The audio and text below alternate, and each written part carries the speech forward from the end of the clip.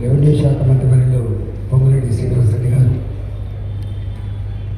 ఇప్పుడే కార్యక్రమం వేరే ఉన్నందున వెళ్ళి మహేందర్ రెడ్డి గారు, గౌరవ శాసనసభ్యులు కృష్ణారావు గారు, గౌరవ ఎమ్మెల్సీ నవీన్ గారు, డిప్యూటీ మేయర్ శ్రీలత గారు, గౌరవ కార్పొరేటర్ శ్రీదేశ గారు, మహేందర్ గారు, మా రాజు గాంధీ గారు, అధికారులకి ఈరోజు ఒక మంచి కార్యక్రమంలో ప్రారంభించుకున్నటువంటి డిఎస్ఆర్ కన్స్ట్రక్షన్స్ వాళ్ళ మిత్ర బృందానికి ప్రజలందరికీ నమస్కారం.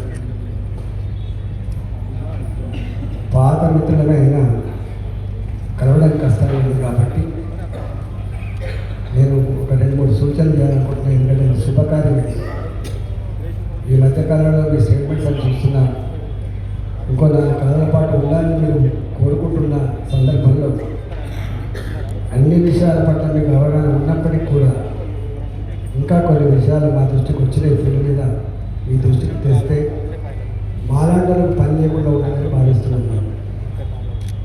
ఒకటి, ఎక్కడెక్కడైతే హౌసింగ్ బోర్డు కాలనీస్ ఏర్పాటయ్యాయో కూకట్పల్లి నేను కళాన్ని చూస్తున్నా, అది ఒక కాంక్రీట్ జంగల్. మొత్తం హైదరాబాద్లో హైయెస్ట్ డెన్సిటీ పాపులేషన్ ఉన్నటువంటి ఏరియా మన కూకట్పల్లి హౌసింగ్ బోర్డు.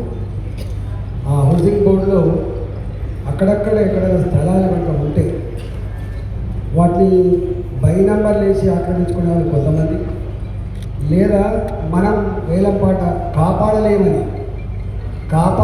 చెప్పి వేలంపాట వేసినటువంటి పరిస్థితి ఉంది. ప్రభుత్వం అనుకుంటే కాపాడలేదనేటువంటి మాట అది మంచిది కాదు.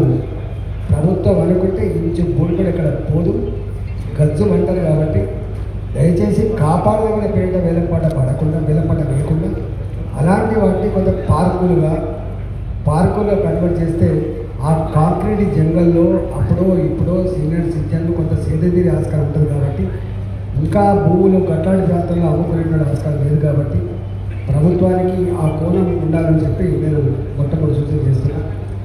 రెండవది, వీళ్ళకేమో చాలా అలవాటు, మాకేమో అలవాటు లేదు. హైదరాబాద్ వచ్చినంత చూస్తున్నారు అనేక లేఅవుట్లు, ఎప్పుడో 40 ఏళ్ళ క్రితం, 30 ఏళ్ళ క్రితం, 50 ఏళ్ళ క్రితం ఈ లేఅవుట్లు అయితే జరిగేవు.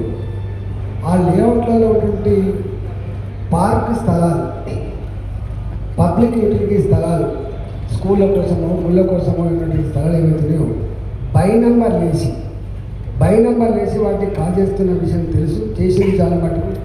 కనీసం ఉన్నవాటికైనా వాటిని కాపాడమని చెప్పి నేను వినమ్రంగా విజ్ఞప్తి చేస్తున్నాను. ఎందుకంటే మనం చూస్తున్నాం ఎక్కడ ఏం లేకుండా ఉంది. హైదరాబాద్ ఎంత కష్టంగా గడుపుతుందో, ఎంత పొల్యూషన్ పెరుగుతుందో చూస్తున్నాం. కాబట్టి ఆ ఉన్న స్థలాన్ని మాత్రం కాపాడమని చెప్పి నేను కోరుతా ఉన్నా.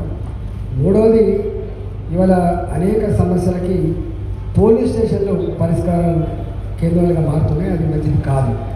పోలీస్ స్టేషన్లు లా అండ్ ఆర్డర్ పట్ల ఉండాలి తప్ప పోలీస్ స్టేషన్లు భూముల పంచాయతీలు, కబ్జాల పంచాయతీ చేసే పరిస్థితి తెలంగాణ పోలీస్కి అయితే చాలా గొప్ప పేరులను ఆ పేరు చెడిపోయేటువంటి ఆస్కారం ఉంటుంది. కాబట్టి రెవెన్యూ డిపార్ట్మెంట్ చేయాల్సిన పని పోలీసులు చేయకుండా రెవెన్యూ డిపార్ట్మెంటే దీని మీద ఒక శాస్త్రీయమైనటువంటి స్టడీ చేసి ఇట్లాంటి సమస్యలన్నీ కూడా ఎరాడికేట్ చేయాలని చెప్పి నేను విజ్ఞప్తి చేస్తాను.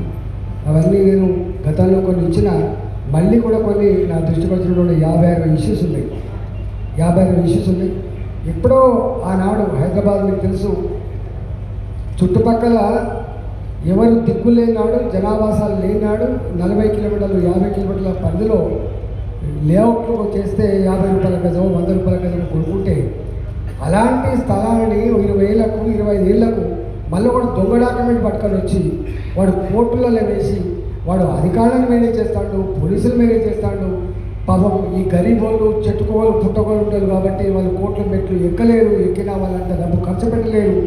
వాళ్ళు ఓ డాక్యుమెంట్ రాగానే పోలీసులు సింపుల్గా అంటారు ఇది కోర్టులో ఉంది కాబట్టి తెలుసుకోమంటే అది తెలియటువంటి ఆస్కారం లేదు. కాబట్టి ఇలాంటి వాటి మీద మంత్రి గారు ఇది మీకు మంచి పేరు వచ్చే ఆస్కారం లేదు. ఇవాళ సామాన్యుడు వాళ్ళు కొనుక్కునేదే 100 గజాలు 200 గజాలు కష్టపడి ప్రైవేట్ కంపెనీలలో పనిచేసేవాళ్ళు, సింగరేణిలో పనిచేసేవాళ్ళు, ఎక్కడెక్కడో పనిచేస్తూ కొంటారు. కాబట్టి అలాంటి ఆస్తులకు భద్రత కల్పించే బాధ్యత ప్రభుత్వం మీద ఉండాలి అని చెప్పి నేను విజ్ఞప్తి చేస్తున్నాను. మీకు తెలుసు, నేను రోజు ఎట్లా అవుతుందో దాని మీద మీకు ఒక కమిటీ వేయండి. దాని మీద ఒక కమిటీ వేసి దాని మీద ఒక ఏం నిర్ణయం తీసి ఇంకింత లా అండ్ ఆర్డర్ ప్రాబ్లం వచ్చే ఆస్కారం ఉంటుందని చెప్పి నేను విజ్ఞప్తి చేస్తున్నా. నాలుగవది, ప్రభుత్వం 50 ఏళ్ళ క్రితం 40 ఏళ్ళ క్రితం మీకు తెలుసు భూములు ఇచ్చింది. ఏకసాల పట్టాల రూపంలో కావచ్చు, అది పట్టాల రూపంలో కావచ్చు. ఇప్పుడు ఆ భూముల్ని కొంతమంది బ్రోకర్లు, కొంతమంది ల్యాండ్ గ్రాబర్లు ఎట్లా కబ్జా పెట్టింది. కానీ ఉన్న భూములన్నా కనీసం ఏంటంటే వాళ్ళకు మీరు తీసుకోదలుచుకున్నారు. సపోజ్ తీసుకోదలుచుకుంటే ప్రభుత్వ పరంగా మీకు ఐడియా ఉండాలి. రింగ్ రోడ్లో ఆనాడు పట్టా భూములు పోతే ఎట్లయితే మనం కంపెనీ ఇచ్చామో, ప్రభుత్వ అవసరాలు ఉంటే మీరు దాన్ని అక్వైర్ చేయదలుచుకుంటే ఆన్ ఫార్మేట్ పట్టాలంటే మీరు డబ్బులు ఇచ్చి తీసుకునే ప్రయత్నం చేయండి. మీకు తెలుసు రిజిస్టర్డ్ వాల్యూ ఇక్కడ 10 లక్షలు ఉంటే దాని ప్రాక్టికల్ వాల్యూ 10 కోట్లు ఉంటుంది. కాబట్టి తీసుకున్నాం కదా 40 ఏళ్ళుగా 50 ఏళ్ళుగా బాయిలు తవ్వుకొని బోర్లు వేసుకొని కల్టివేట్ చేస్తున్నటువంటి ఆ కుటుంబాల భూములు మీరు ఇది ప్రభుత్వ భూమి అని చెప్పి అక్కడక్కడ తీసుకుంటా ఉన్నారు. నేను కొన్ని దిక్కులు ఆపే ప్రయత్నం చేసిన, కానీ నేను వ్యక్తిగతంగా పోయి ఆపే ప్రయత్నం చేయొద్దు. ఈ సిస్టమ్ ఒకటి ఎవాల్వ్ చేసుకుంటా దానికి ఒక మార్గాన్ని అన్వేషించమని చెప్పి నేను విజ్ఞప్తి చేస్తా ఉన్నా. అదేవిధంగా మీకు చివరిగా నా రిక్వెస్ట్ ఏంటంటే, ఈ కంపెనీలలో హెచ్ఎండి ఉంది, ఐడిపి ఉంది, మీకు తెలుసు. ఇలా ఎవరు అక్కడ కొంత పేదోళ్ళు వేసుకునేది. దీన్ని మీకు మరీ చెప్పే అంశం ఏంటంటే 60 గజాలలో 80 గజాలు ఎవరైతే వాళ్ళు కొనుక్కున్నారో, అడ్డు వస్తుందని చెప్పి కొనుక్కొని ఇల్లు కట్టుకున్నారో వాళ్ళని ఇప్పుడు వచ్చి డిస్టర్బ్ చేసే ప్రయత్నం చేయొద్దని చెప్పి వీళ్ళందరూ బెదిరిస్తారు, వాళ్ళందరూ బెదిరిస్తారు. ఇట్లాంటివి కాకుండా అయిపోయింది. ఐడిపిఎల్ భూములు పేదోళ్ళు ఆక్రమించుకుంటేనేమో వాళ్ళకు పట్టాలు ఇచ్చే ప్రయత్నం చేయండి. లేదు పెద్దోళ్ళు ఆక్రమించుకుంటే వాళ్ళకు ఫైన్ వేయండి.